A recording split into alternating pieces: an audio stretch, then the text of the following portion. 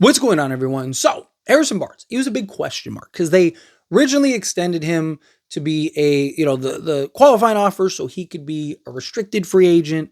And then, they kind of seemed like they were willing to move off of him, right? Did the same thing with David Jones Garcia.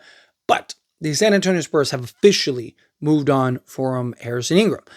He is an unrestricted free agent. They have moved off of him and or have withdrawn the offer, a qualifying offer, and thus making him an unrestricted free agent, which means he's gone. According to Keith Smith, the San Antonio Spurs have withdrawn the qualifying offer for Harrison Ingram, a league source told Spot Track. Ingram is now an unrestricted free agent. So, if I'm being honest, I think this was expected. Ingram just never really did anything where you're just like, okay,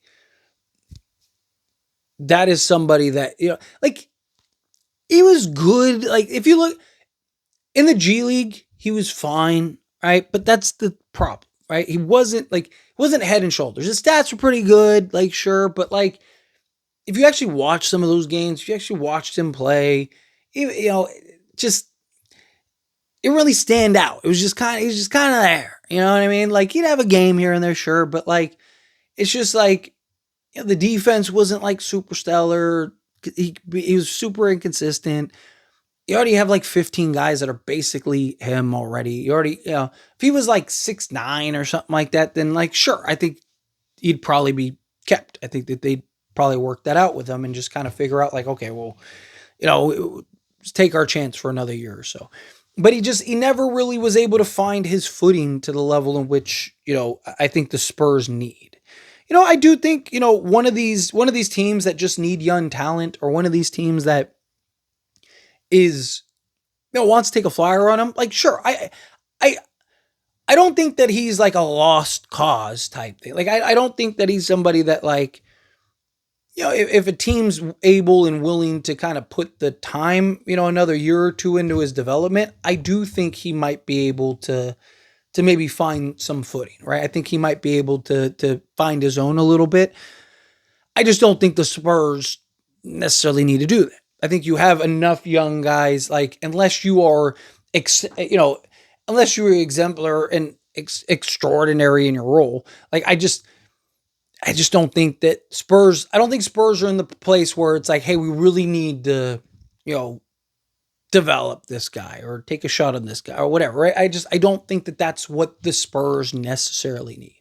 I don't look at the Spurs and go like, like, I'm not saying don't develop guys, but I'm saying like, Spurs are going to have to make decisions, right? Like, hey, gave this guy 2 years, didn't work out, boom, move on to the next one. Okay, this guy, he didn't work boom, move on to the next one, right? Like, yes, you need to find cheap young talent, but you need guys that can, because you're going to start to get expensive here and quick, right? So you need guys not 3-4 years out. You need guys that, like, all right, this guy's our gem. We're going to give him the year and then kind of see how it goes. Now, you could argue, realistically, Spurs are probably 2 years away from actually needing that guy, right? Like, needing somebody, like, before the money really becomes a problem.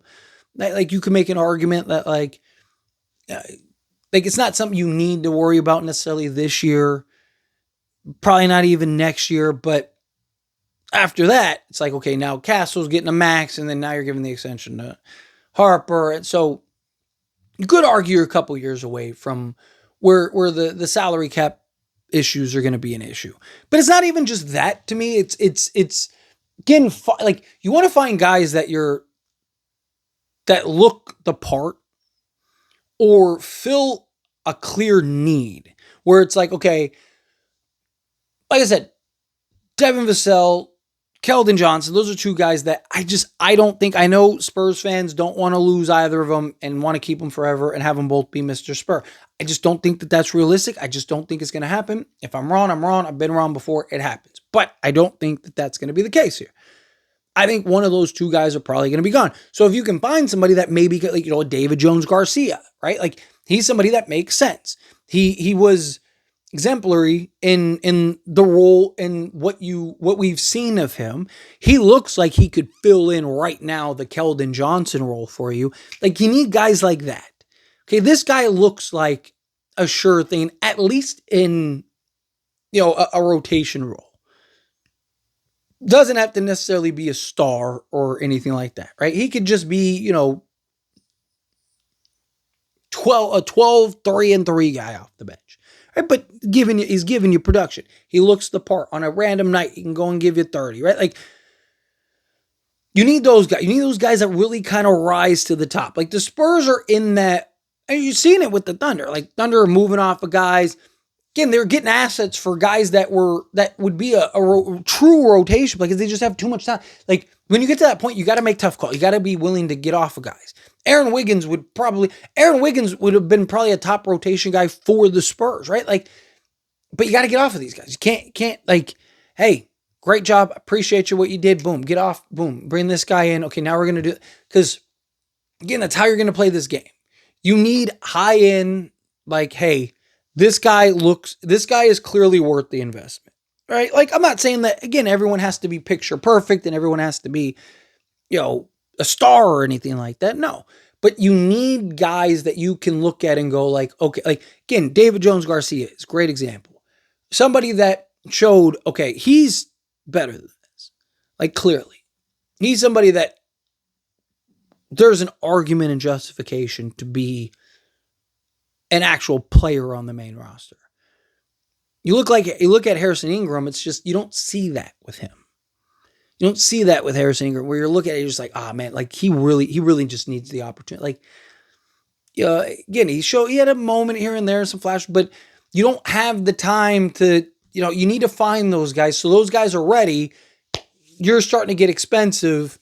Boom. You're moving off 2, 3, 4 guys, and those new guys are coming in to play and fill in that role. Boom.